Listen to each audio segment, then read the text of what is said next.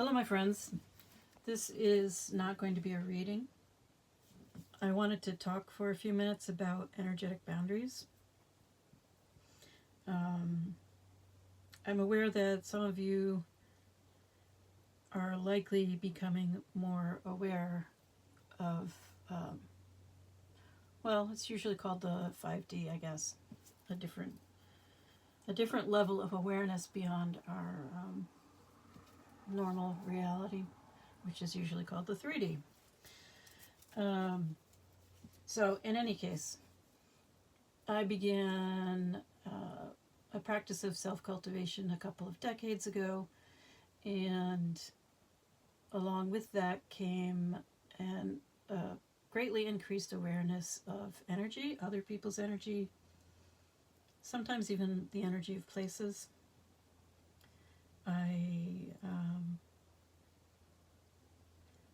I've met many people who are capable of consciously interacting in that way.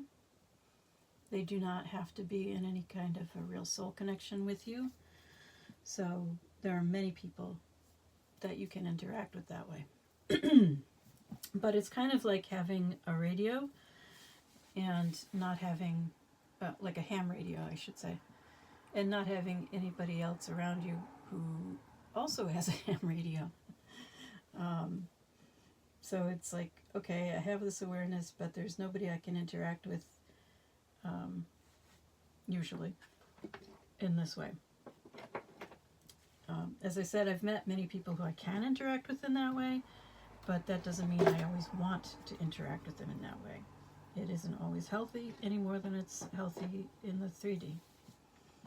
So it's very important to be able to maintain your own energetic boundaries and to practice that.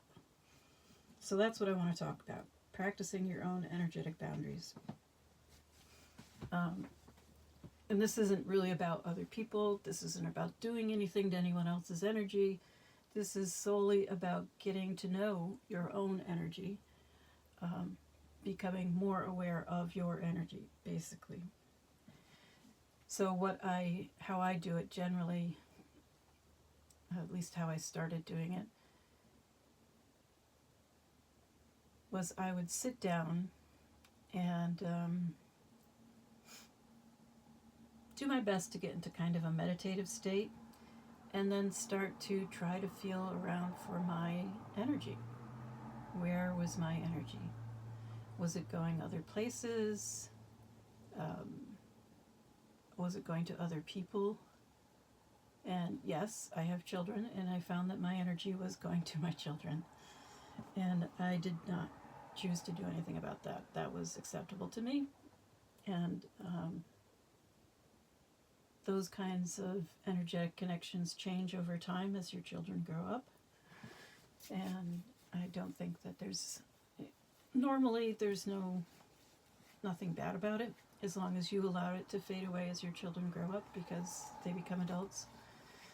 And your energetic interaction should change, just like your 3D interactions should change.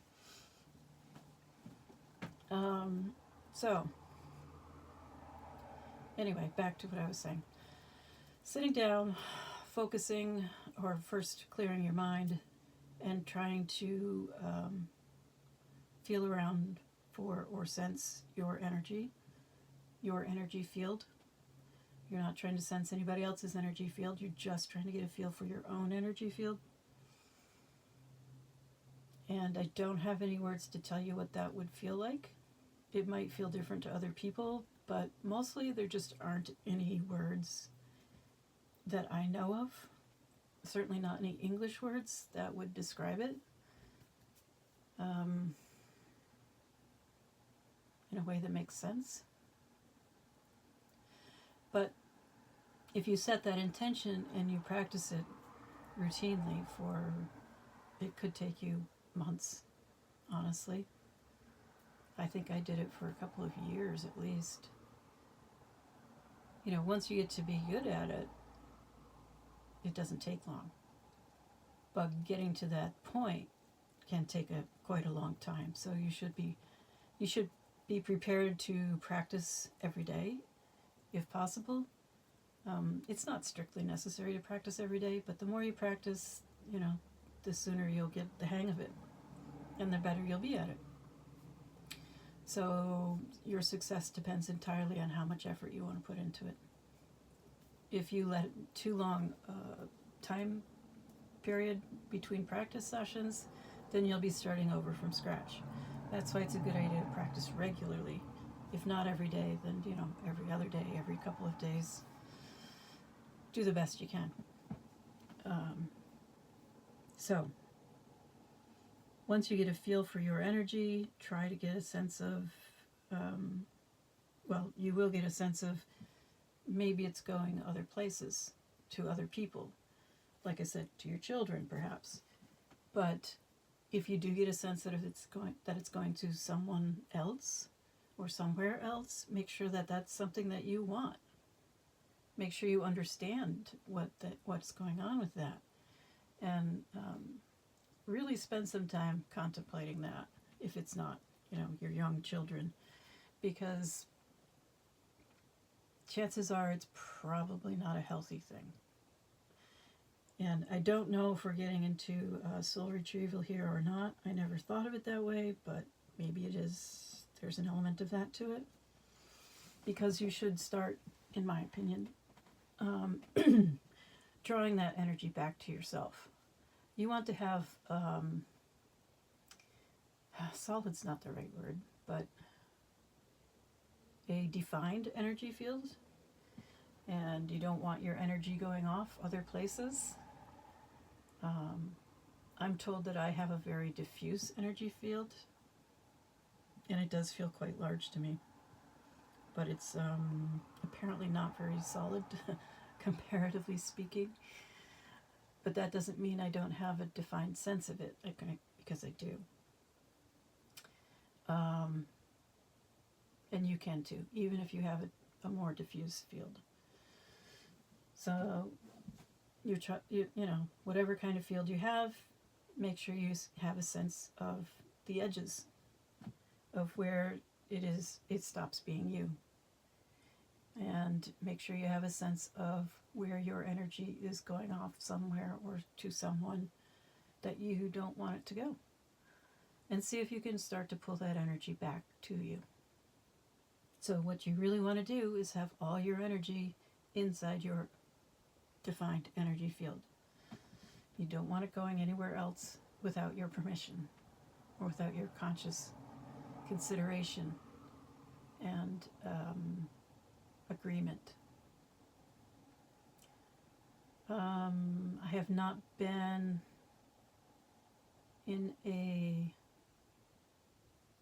committed relationship since I started that practice. I have experienced soul connections since then, and that was definitely a challenge. But yes, even with soul connections, you should have a defined sense of your energy field, and you should be able to pull your energy back and keep it within your own field. It'll probably take quite a lot of effort, especially at first, because you have a lot of healing to do. Just on a side note, I know some people say that you just have to detach and that doesn't require healing, which I have found to be completely untrue. I have no idea how you could possibly practice detachment without doing some serious healing. But the healing, you cannot heal for someone else, not even your child, in my experience. You have to heal for yourself. It has to be something that you do for yourself, not because you want this soul connection to work out, not for anybody else. It's just something you do for yourself. And just like defining your energy field is something you do for yourself, by yourself. And so there's a lot of self-focus there. But the stronger your sense of self, the easier it is, I think, for you to detach and make healthy choices in all aspects of your life. So it really is as simple as that. Just doing your best to clear your mind, get a sense of your energy field, make sure that all of your energy is staying within your energy field. Or if it is going outside of your energy field, it is doing so with your conscious awareness and agreement to that. And it is something that's going to take a lot of practice. And I call it keeping myself to myself. So I would consciously sit down and practice figuring out what is me, what is myself, and making sure that I was keeping myself to myself. So just like you don't want anyone else interfering with your energy field, you shouldn't be interfering with anyone else's either. So this is my idea of good energetic boundaries. And this is how I have worked to develop that. And practicing keeping myself to myself is something that, I mean, yes, when I first started, it took a long time, a very long time, and it took a lot of practice, but now it's a lot easier. And I don't really have a routine for it anymore. I do it when I feel I need to do it.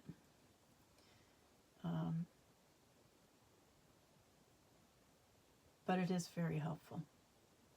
The other thing you might want to consider, I really don't think, I'm not sure about this practice. I've heard of it, and it sounds pretty healthy to me, especially it's in agreement with some of my other trainings in other fields. And that is that nature abhors a vacuum. So if you don't keep your energy field full of good, healthy energy, then some other energy will enter to fill the vacancy. And chances are that energy will not be healthy, will not be good for you. So you do want to make sure that you keep your energy field full. I'm not sure that you need to do anything more than bring back your own energy.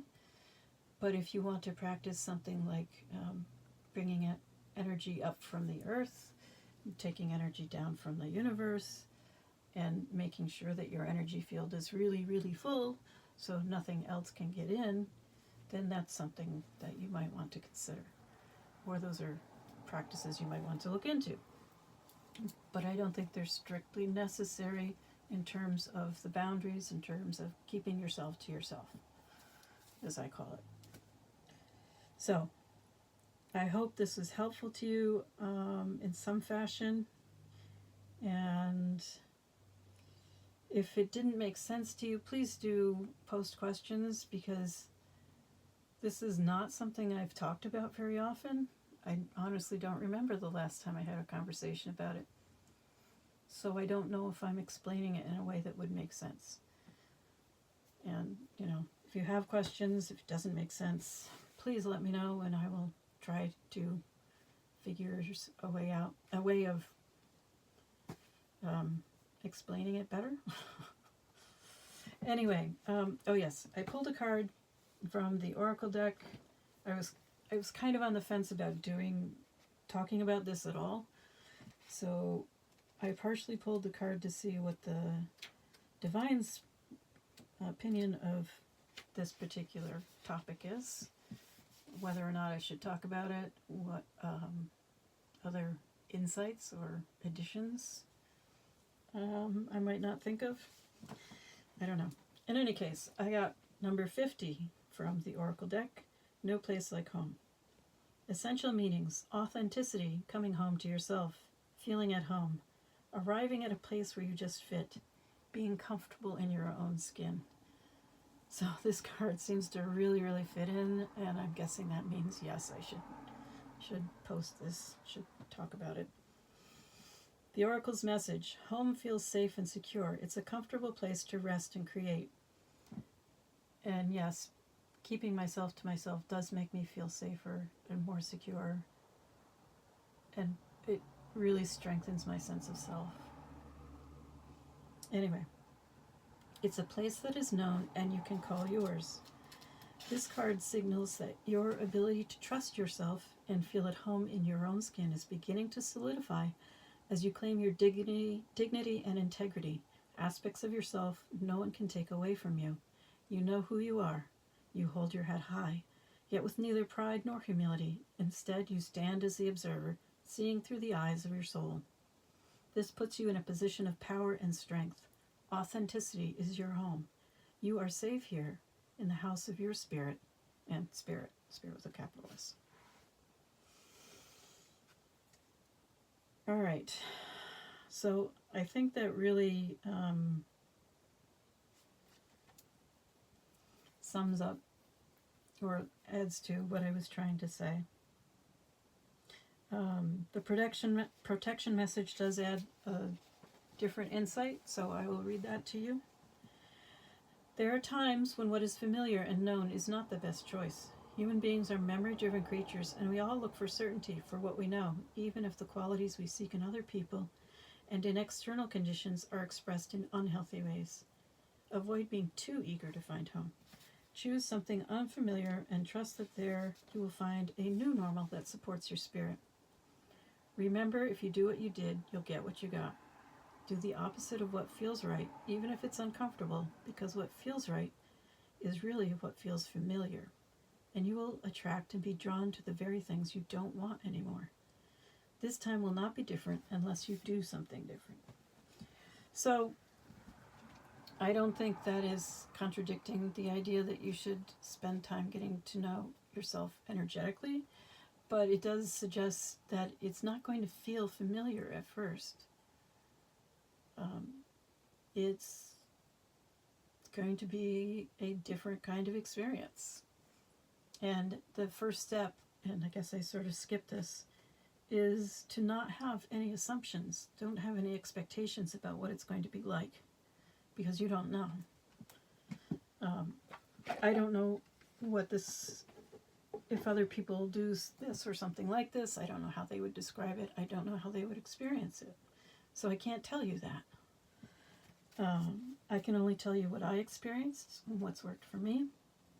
And that can be a jumping off point for you, but maybe you will experience it, find it that it works differently for you. So don't be rigid, don't be dogmatic. Be open to other possibilities. You are the only one who can determine if this is what's right for you, because you will feel it. You will sense it. And you should always choose something that's for the highest good. Make that your intention.